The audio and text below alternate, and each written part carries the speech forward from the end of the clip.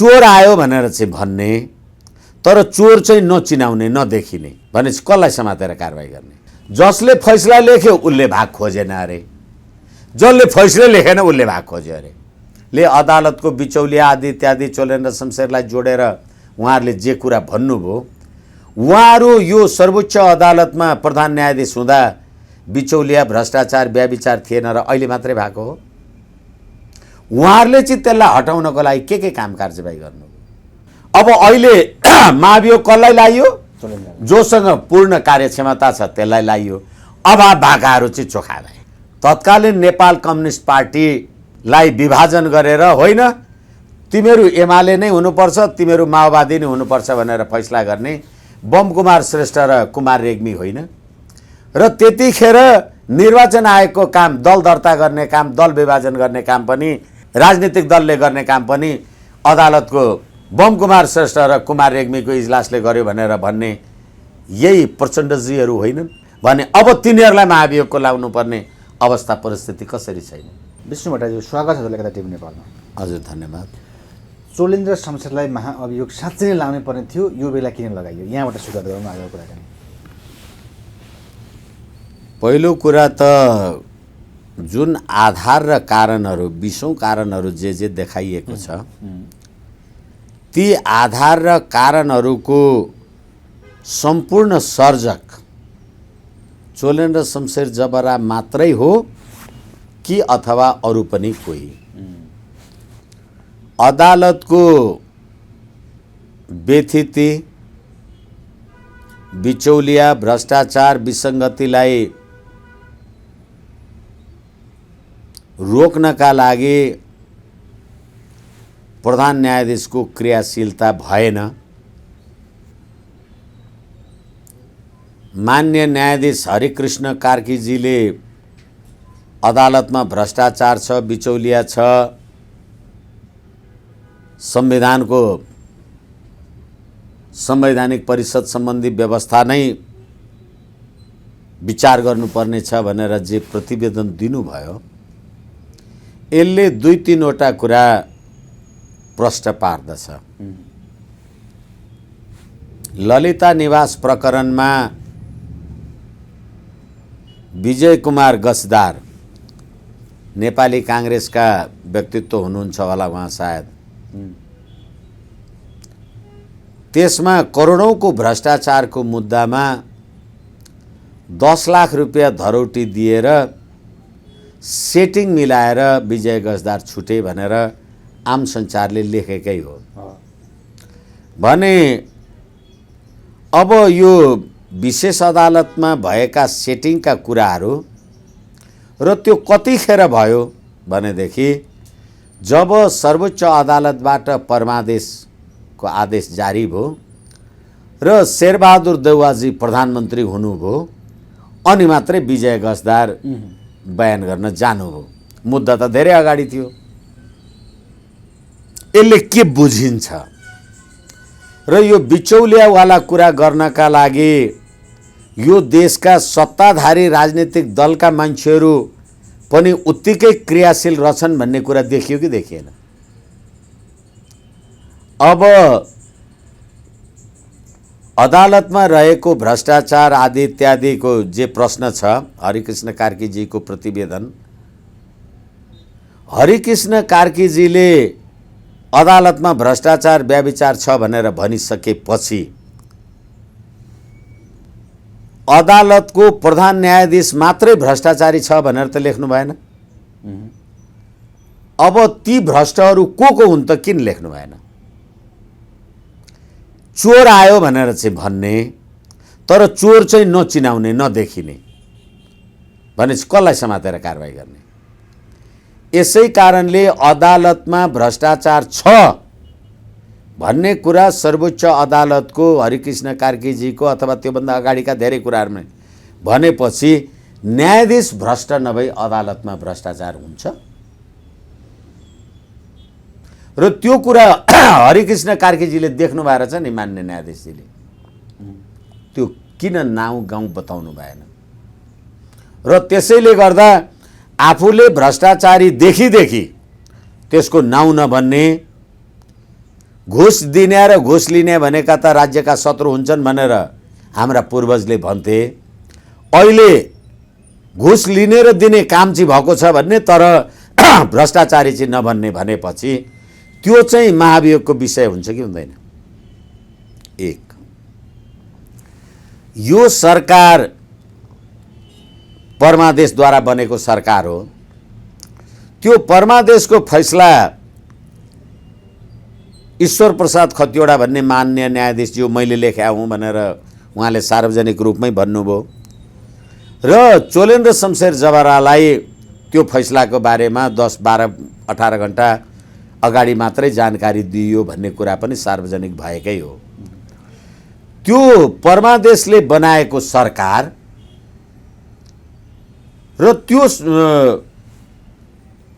फैसला गर्ने अथवा त्यो संवैधानिक इजलास को चोलेन्द्र शमशेर जबरा मात्रै महाभियोगको पात्र हुने, बाँकी 4 जना न्यायाधीशहरू नहुने कारण के हो? 2, त्यो फैसला भइसकेपछि त्यो इजलासमा बस्नुहुने मान्य न्यायाधीश मीरा खड्काजीको त उमेरको बारेमा विवाद उठ्यो। त्यो दीपक राज जोशी अथवा गोपाल पराजुली न्यायाधीश हुँदाखेरि पनि उमेरको विवाद उठेको थियो भनेदेखि त्यो चाहिँ त्यो संवैधानिक इजलासमा बस्नुहुने मान्य न्यायाधीश मीरा खड्काजीको लागि महाभियोगको विषय हुने हो कि होइन? 2, अब तेस्रो कुरा, फैसला लेख्ने मान्छे जसले फैसला लेख्यो, जसको फैसलाको आधारमा यो वर्तमान सरकार बन्यो भनेपछि चोलेन्द्र शमशेरले मात्रै सरकारमा भाग खोज्यो भन्ने, तर चोलेन्द्र शमशेरले फैसला त लेख्या होइन रहेछ। जसले फैसला लेख्यो उसले भाग खोजेन अरे, जसले फैसला लेखेन उसले भाग खोज्यो अरे। यो पनि कुनै तर्क र आधार र कारण हुन्छ? अब यो देशका पूर्व प्रधान न्यायाधीशहरूले अदालतको बिचौलिया आदि इत्यादि चोलेन्द्र शमशेरलाई जोडेर उहाँहरूले जे कुरा भन्नुभयो, उहाँहरू यो सर्वोच्च अदालतमा प्रधान न्यायाधीश हुँदा बिचौलिया, भ्रष्टाचार, व्यभिचार थिएन र अहिले मात्रै भएको हो। उहाँहरूले चाहिँ त्यसलाई हटाउनको लागि के काम कारबाही गर्नु? 4, अर्को 5औं कुरा, जब बारले आन्दोलन गर्यो, यही बार हो चोलेन्द्र शमशेर जबरालाई प्रधान न्यायाधीशज्यूलाई भेटेर अदालतका न्यायाधीशहरूमा कार्यक्षमताको अभाव छ, उनीहरूलाई प्रशिक्षित गर्नुपर्छ भनेर भन्नुभयो। हाम्रो बारको अध्यक्षज्यू चण्डेश्वर श्रेष्ठजी लगायतका साथीहरूले भने चोलेन्द्रमा चाहिँ कार्यक्षमताको पूर्णता रहेछ, अरू न्यायाधीशमा कार्यक्षमताको अभाव रहेछ। अब अहिले महाभियोग कसलाई लाइयो? जोसँग पूर्ण कार्यक्षमता छ त्यसलाई लाइयो, अभाव भएकाहरू चाहिँ चोखा भए। अब अभाव भयो त भन्नुभयो तपाईँले, तर प्रधान न्यायाधीशलाई कार्यक्षमताको अभाव हो भनेर भन्नुभयो। थपक्क त्यो अभाव भएको भनेको अरू न्यायाधीशकोमा गएर फाइल बोकेर, होइन श्रीमान मेरो चाहिँ यो छ, कोनी के छ, मेरो पक्षमा फैसला हुनुपर्छ, संविधान कानुन यो हो भनिसकेपछि जो कार्यक्षमताको अभाव हो भन्दैछ त्यही कार्यक्षमताको अभावमा गएर बहस गर्नुभयो। नीति, नैतिकता, पद्धति, प्रणाली के भयो? 5, 6औं कुरा, न्याय परिषदमा नेपाल बार एसोसिएसनको पनि प्रतिनिधि हुन्छ। न्याय परिषदले न्यायाधीशहरूको नियुक्ति, सरुवा बढुवा, नेकी बदी जे गर्ने त्यो कुरा गर्छ भने न्यायाधीशहरूमा कार्यक्षमताको अभाव छ भने त्यसलाई सिफारिस गर्ने त न्याय परिषद हो नि। न्याय परिषदमा त बारको पनि प्रतिनिधित्व छ भनेपछि नेपाल बारले त्यसको नैतिक जिम्मेवारी र जवाबदेही लिनु पर्दैन। अब अझै अर्को कुरा के हो भने अब यो गन्दा धेरै हुने भयो। 2077 फागुन 23 गते तत्कालीन नेपाल कम्युनिस्ट पार्टीलाई विभाजन गरेर होइन तिमीहरू एमाले नै हुनुपर्छ, तिमीहरू माओवादी नै हुनुपर्छ भनेर फैसला गर्ने बम कुमार श्रेष्ठ र कुमार रेग्मी होइन र त्यतिखेर निर्वाचन आयोगको काम दल दर्ता गर्ने काम, दल विभाजन गर्ने काम पनि राजनीतिक दलले गर्ने काम पनि अदालतको बमकुमार श्रेष्ठ र कुमार रेग्मीको इजलासले गर्यो भनेर भन्ने यही प्रचण्डजीहरू होइनन् भने अब तिनीहरूलाई महाभियोगको लाउनु पर्ने अवस्था परिस्थिति कसरी छैन? र संसारमा अदालतले, न्यायपालिकाले, कार्यपालिकाको प्रमुख यो संविधानको धारा 76ले राष्ट्रपतिले प्रधानमन्त्रीमा नियुक्ति गर्छ भन्ने व्यवस्थाको साटो अदालतले फल्नालाई प्रधानमन्त्री नियुक्ति गर्नु भन्यो भनेपछि जो त्यो आदेशद्वारा प्रधानमन्त्री नियुक्ति भए तिनीहरूलाई महाभियोग लाग्नुपर्ने कि नपर्ने? यस कारणले गर्दाखेरि यो अहिलेको जे महाभियोगवाला प्रकरण छ र न्यायाधीशलाई, प्रधान न्यायाधीशलाई राजीनामा देऊ भनेर 3 महिना 4 महिनादेखि तपाईँहरू जे प्रदर्शन गरिराख्नु भएको छ, अहिले मात्रै यो सत्ताधारी दललाई थाहा भयो महाभियोग लगाउनका लागि? अहिले नै किन लगाइयो त्यसो? हो, अहिले निर्वाचनको घोषणा भयो,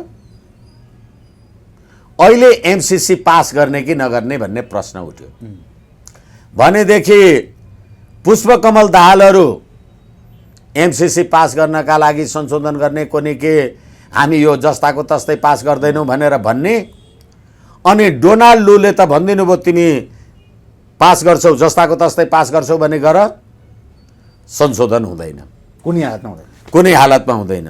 5वटा कुरा भन्नुभयो उहाँले।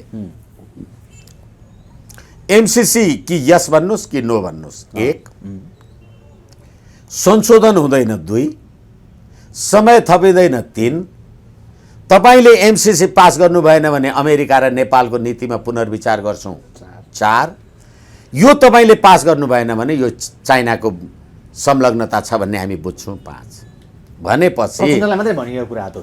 प्रचण्डलाई मात्रै भनिएको कुरा हो, होइन, टेलिफोन गरेर जजसलाई भनियो, तर प्रचण्डको नाममा आयो त्यो भनियो भनेपछि अब अहिले तपाई एमसीसी पास गर्नुहुन्छ, देशभरि एमसीसी को विरुद्धमा वातावरण छ, नेपाली जनता तपाई पार्लियामेन्टमा आदि इत्यादिमा जे गर्ने समय रे हामी फेरि कुरा गरौँला। अनि चुनावको बेला छ, तपाई एमसीसी गरेर पास गरेर चुनावमा जानु भने तपाई समाप्त। एमसीसी पास गर्नु भएन, नेपाल र अमेरिकाको सम्बन्ध समाप्त। त्यसलाई के अड्को हाल्ने भन्दाखेरि महाभियोग लिएर आउने, त्यसैको कुरो कसले होइन, कसले लिएर आउने, जसले तपाईलाई परमादेशद्वारा सरकारमा पुर्याइदियो र फेरि फैसला कसले लेख्ने, चोलेन्द्र शमशेरले त होइन, बाँकी 4 जनालाई त तपाईले महाभियोग लगाउनु भएन। यसै कारणले गर्दाखेरि यो अहिले मुलुकको राष्ट्रिय र अन्तर्राष्ट्रिय सम्बन्ध र राजनीतिसँगको खेलमा सर्वोच्च अदालतको प्रधान न्यायाधीशलाई तपाईले महाभियोग त लगाउनु भयो, महाभियोग लगाउने होइन, महाभियोगको लागि एउटा दरखास्त त दिनुभयो, तर प्रश्न के हो भनेदेखि अपवाद बाहेक महाभियोगबाट बच्न सक्ने चाहिँ कोही पनि छैन। तर लोकतन्त्र, मानवाधिकार, न्याय, विधिको शासन मिचेको कारणले गर्दा बियावत कुरा गरेर चाहिँ मलाई लागेको हो भन्ने कारण देखाएको छ नि त। कति राम्रो कुरा उहाँहरूले कारण देखाउनु भएको छ। विधिको शासन, हामीले भर्खरै कुरा गऱ्यौँ, न्यायालयले प्रधानमन्त्री नियुक्ति गर्ने कुन विधि छ यहाँ, कुन शासन छ? अनि लोकतन्त्र र विधिको शासनको विरुद्ध तपाई प्रधानमन्त्री हुनुभयो, तपाईलाई महाभियोग लगाउनु पर्ने होइन?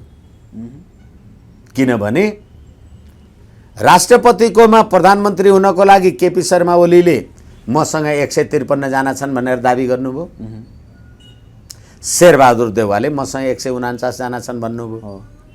अनि त्यो 153 149 कसले छान्छ? नेपाली जनताले छान्छन्। अनि 149 छ कि छैन भनेर कसले हेर्छ?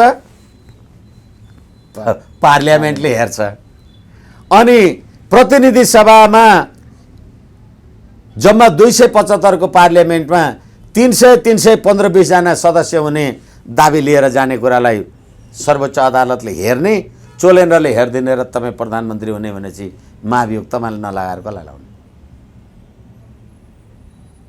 यस कारणले गर्दाखेरि यो जुन विधि र प्रणाली तपाईँले जे सुन्नुभयो, लोकतन्त्र, तत्कालीन प्रधानमन्त्रीले प्रतिनिधि सभा विघटन गर्दा, पछिल्लो पटक होइन, पहिलो पटक त म आफू पनि त्यो मुद्दाको कान व्यवसायी हुँ, गर्दा उहाँले के भन्नुभयो भने नेपाली जनताको राजकीय सत्ता र सम्प्रभु सत्ता यो संविधान बमोजिम नेपाली जनतामा निहित छ।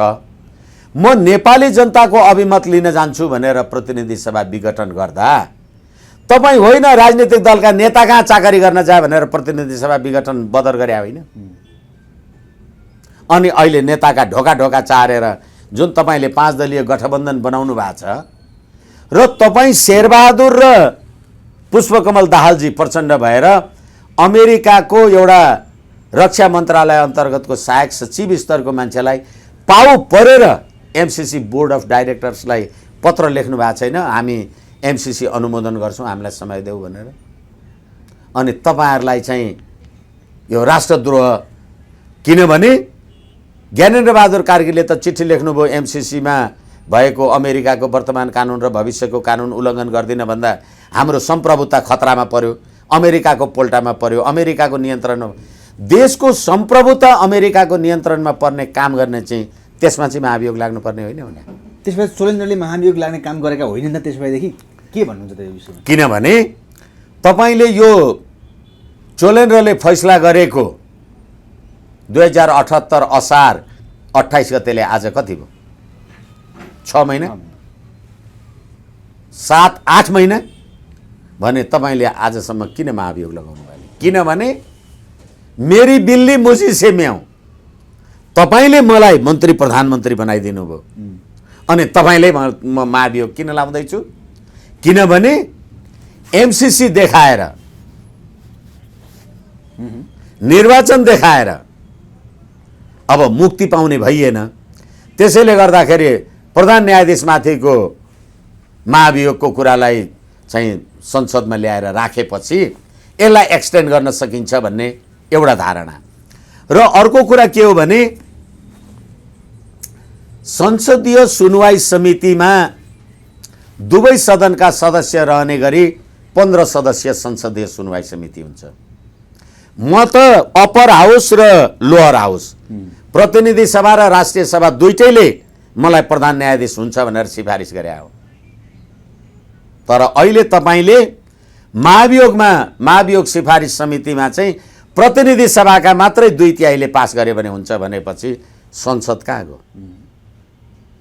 यसै कारणले गर्दा यो संवैधानिक र कानुनी रूपले पनि मिल्दैन। र अर्को कुरा, तपाईँको राजनीतिक अभिष्ट पूरा गर्नका लागि जसले प्रतिनिधि सभा पुनर्स्थापनाको परमादेशको फैसलै लेखेन उसलाई मुद्दा लगाउनु भयो, जसले लेख्यो त्यसलाई तपाईँले महाभियोग लगाउनु भएन। यस कारणले गर्दा यो राजनीतिक आग्रह पूर्वाग्रहको हो। एक क्रममा केपी शर्मा ओलीले महाभियोग लाग्ने बित्तिकै के प्रतिक्रिया दिनुभयो भने यो चुनाव भान्ने प्रपञ्च हो भन्नुभयो। वास्तविक त यही हुनसक्छ। मैले भर्खरै निवेदन गरेँ, चुनाव भान्ने तपाईँले अहिले केपी शर्मा ओलीजीले भन्नुभएको उहाँको शब्दावलीलाई उद्धरण गर्नुभयो। मैले यो कुरा भर्खरै निवेदन गरिसकेँ। निर्वाचनको पनि घोषणा भएको छ, एमसीसी पनि गरिया मरको बेलामा आएको छ भन्दाखेरि अब तपाईँले एमसीसी ओके गर्नुहुन्छ? नेपाली जनतामा एमसीसी प्रतिको जे छ त्यो सम्भव छैन। अब चुनाव होइन भन्नुहुन्छ, स्थानीय निकायको पदावधि सिद्धियो, निर्वाचन घोषणा भइसकेको छ, के गरेर टाल्ने त भनेदेखि अब प्रधान न्यायाधीश विरुद्धको महाभियोग ल्याउने र नेकपा एमाले पनि बाँकी रहेका न्यायाधीशहरूलाई महाभियोगको प्रस्ताव त लिएर आउँदैछ। काउन्टर महाभियोग त ल्याउनु सक्छ त। यसै कारणले गर्दाखेरि अब तपाईँले भूतो न भविष्य त्यो पास गर्न पनि सक्नुहुन्न कुनै हालतमा पनि, कुनै हालतमा। त्यसो भए भट्टराईज्यू, एमसीसी टेबल गर्ने कुरामा सभामुख सहमतिमा आएको कुरा आयो र 4 गते टेबल हुने सम्भावना, देउबाज्यूले त्यसैलाई ओके गर्ने, प्रचण्डज्यूको कुरा पनि हामीले सुनिसक्यौँ। के हुन्छ एमसीसी?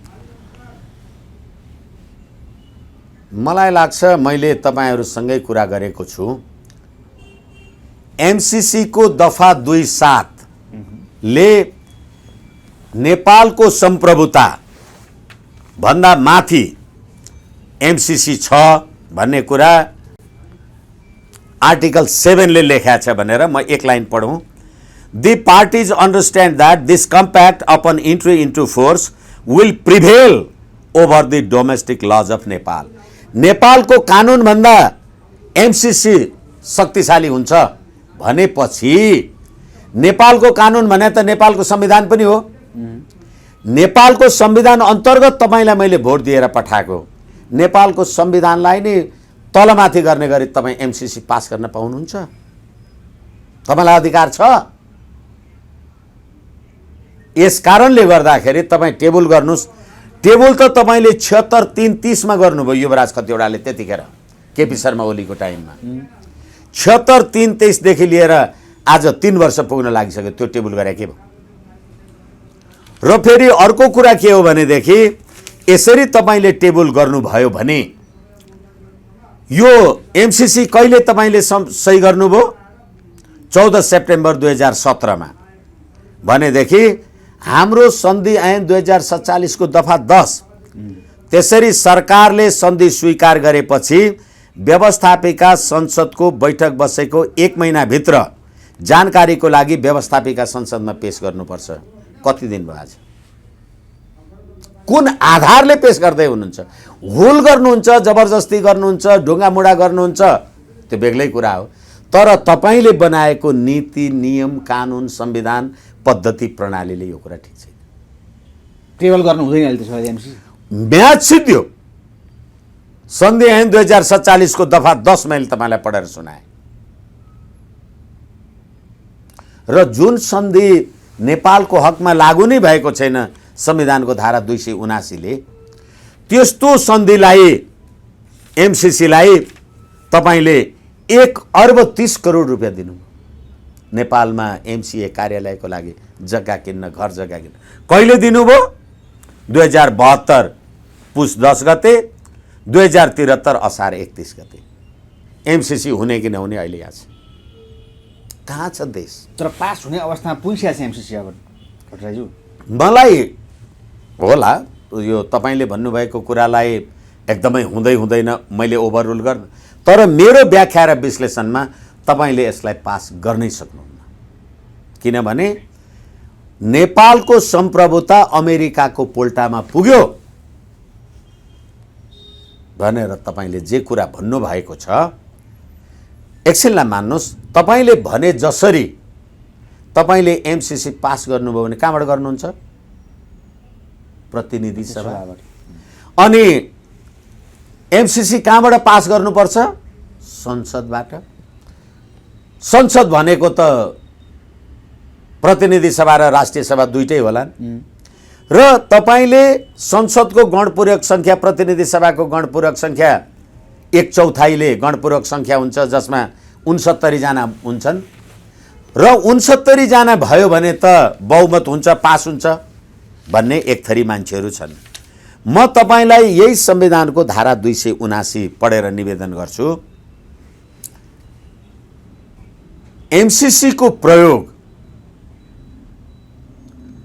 अमेरिकाको कानुन र नीतिको विरुद्धमा हुँदैन भनेपछि अमेरिकाको कानुन र नीतिको विरुद्धमा हुँदैन तपाईहरुले यो कुरा मान्नुहुन्न भने त यो त चीनसँगको तपाईहरुको सहकार्य हो भनेर भन्नु भएपछि अब यो त सैन्य रणनीति अन्तर्गतको कुरा रहेछ अब आईपीएस को कुरा मैले धेरै चोटी भने र अहिले मैले तपाईलाई भन्न खोजेको कुरा के हो भने देखि रसुवा केरुङ काठमाडौँ बुटवल हुँदै गोरखपुरसम्म विद्युत लाइन प्रसारण हुन्छ यो प्राकृतिक स्रोतको बाँडफाँड हो कि होइन विद्युत प्रसारण अनि यो नेपाल गोरखपुर भने त भारत होला नि त अनि नेपालको संसदमा पास गरेर गोरखपुर भारतको सन्धि लागू गर्नुहुन्छ के गर्दै हुनुहुन्छ तपाई अनि प्राकृतिक स्रोत तथा त्यसको बाँडफाँड गर्नलाई संसदको 2/3 ले पास गर्नुपर्छ तपाई अहिले उपस्थित संख्याको 1/4 को उसले पास गर्ने चौथाइ भनेको 69 जना, 69 जना भनेको 35 जनाले पास गरेर नेपालको सम्प्रभुता अमेरिकाको पल्टामा पुगेको मान्ने? त्यसो भए अब 20 दिनको समय छैन नि त, अमेरिकाले त दिएको दिन्छ। चेपुमा परेका हम त नेता होइन, यो सन्तोषजी, म यहाँहरूलाई क्षमा चाहौँ, बुझ्नका लागि निवेदन गर्छु। तपाईँले मागेको समय हो यो, अमेरिकाले दिएको समय होइन। पुष्पकमल दाहाल र प्रचण्ड र शेरबहादुर देउवाले उहाँहरूले हामीलाई फागुन 16 सम्मको टाइम दिनुस् भनेको कारणले उनीहरूले एक्सटेन्ड गरेको। उनीहरूले तँलाई फागुन 16 भने होइन। तर अब डोनाल्डोले अस्ति 26 गते 27 गते के भन्यो भने समय थपिँदैन, जस्ताको तस्तै पास गर्नुहुन्छ, संशोधन हुँदैन। यसै कारणले गर्दा संशोधन पनि हुँदैन, समय पनि थपिँदैन। जम्मा 55 अर्ब रुपियाँ नेपाललाई तपाईँ लिनुहुन्न भने यो चीनको इच्छा आकांक्षा अथवा चीनसँगको संलग्नता हामी बुझ्छौँ भनेपछि यो सैन्य रणनीति रहेछ कि आर्थिक सहयोग? प्रचण्डले भने चीनसँग सम्बन्धित होइन भनेर खुलासा पार्दैछन् उनले चाहिँ। तपाईँले पारेर भएन। तपाईँले पार्दैमा हुन्थ्यो भने डोनाल्ड लू भन्ने व्यक्ति अमेरिकाका राष्ट्रपति जो बाइडेन उहाँ राष्ट्रपति भएपछि परराष्ट्र मामिला सम्बन्धमा उहाँले दिएको अभिव्यक्तिमा चीनको शक्तिलाई सन्तुलित गर्नका लागि संसारका लोकतान्त्रिक देशहरूलाई एकताबद्ध गर्ने र एमसिसी जस्ता परियोजनाहरू लेटर अफ इन्टेन्सन अथवा एउटा पत्रको आदान प्रदानद्वारा पनि पास गर्ने भनेर उहाँले भनेको कुरालाई त्यसको वर्ष दिन 1.5 वर्ष पुग्दा नपुग्दा अहिले डोनाल्डोले तिमीहरूको चीनसँगको यो गतिविधि छ भने के डोनाल्डो पागलै भएर भने हो त? यो प्रचण्ड त चिठी नै लेखेका छैन भन्थे। त्यसकारणले यिनीहरूको कुरामा पत्यार गर्ने होइन, डोनाल्डोको कुरामा पनि पत्यार नगरौँ। तर एमसिसी तपाईँले कागज जे लेख्नु भएको छ त्यो त परिवर्तन हुँदैन होला नि त। तपाईँले के लेख्नु भएको छ? यसको article 7 2.7 limitation on the use of MCC funding. The government will ensure that MCC funding is not used for any purpose that will violate United States law or policy. तपाईले अमेरिकाको कानुन र नीति उल्लङ्घन गर्न पाउनुहुन्न भनेपछि नेपाली जनता अमेरिकाको नियन्त्रणमा भए कि नेपालमा भए? यो पास गर्ने तपाईँ? यसकारणले प्रचण्डजीले के भन्नु हो प्रश्न होइन, एमसिसी के हो प्रश्न। त्यसो राष्ट्रघात हो एमसिसी? यो राष्ट्रघात होइन भने अर्को राष्ट्रघातको उदाहरण कसैले बताइदियोस् न त। त्यसो नेपाल र नेपालका नेता चेपुमा परेकै हुन् यो अवस्थाले गर्दाखेरि? चेपुवामा परेको होइन, दिल्लीमा 12 बुँदे समझदारी गर्दा धेरैचोटि मैले तपाईँहरूलाई भनेको छु। अमेरिकाको तत्कालीन नेपालका लागि राजदूत जेम्स एफ मोरियार्टी पनि त्यसमा संलग्न थिए। त्यतिखेर दिल्लीमा 12 बुँदे समझदारी गर्दा तपाईँ हामी तमाम नेपालीलाई नेपालका नेता हुँ भन्नेहरूले केमा सही गर्दैछन् तपाईँलाई थाहा थियो? मलाई थाहा थियो, उसलाई थाहा थियो, कसलाई थाहा थियो? 94% ओमकार परिवार बस्ने देशमा धर्मनिरपेक्षको संविधान बनाउने कुरा नेपाली जनतालाई थाहा थियो? संवैधानिक राज संस्था भएको देश 12 बुँदे समझदारीमा गणतन्त्रको ग पनि उल्लेख छैन, तर तपाईँले गणतन्त्र भन्नुभयो। 12 बुँदेमा लेखेको थियो, थाहा छ यिनीहरूलाई? यसै कारण तपाईँ उनीहरूको ताबेदार भएको कारणले गर्दा अहिले डोनाल्डोले तपाईँलाई थर्काउने। डोनाल्डोको कुरा छोडिदिनुहोस्, एउटा फातेमा सुमारले प्रोटोकलको कुरा गर्ने भने सहायक सचिव स्तरको मान्छेलाई बिन्ती गरेर चिठी लेख्नुहुन्छ। तपाईँहरू के भनेर लेख्नुहुन्छ? नेपाली काङ्ग्रेसको अध्यक्ष म प्रधानमन्त्री। तपाईँ प्रधानमन्त्री भनेर लेख्नुभयो, नेपाली काङ्ग्रेस भनेर किन जोड्नुभयो? माओइस्ट पार्टीको अध्यक्ष भनेर किन जोड्नुभयो? पार्टीले अनुमोदन गर्ने हो भनेदेखि अरू एमाले बिमाले अथवा मधेसवादी तराईवादी लोकतन्त्रवादी 122वटा दल छन् त, ती दलको समर्थन चाहियो कि चाहिएन? यसै कारणले नेपालको स्वाधीनता सम्प्रभुता अखण्डताको प्रतिकूल, नेपालको प्राकृतिक स्रोतको बाँडफाँड संविधानको धारा 279 को प्रतिकूल, नेपालमा लागू नै नभएको एमसिसीमा अर्बौं खर्च गरेको यो गतिविधि यो राष्ट्रघात होइन भने अर्को के हुन्छ राष्ट्रघात? हस्, समयको लागि धन्यवाद। Thank you very much. हस्, धन्यवाद।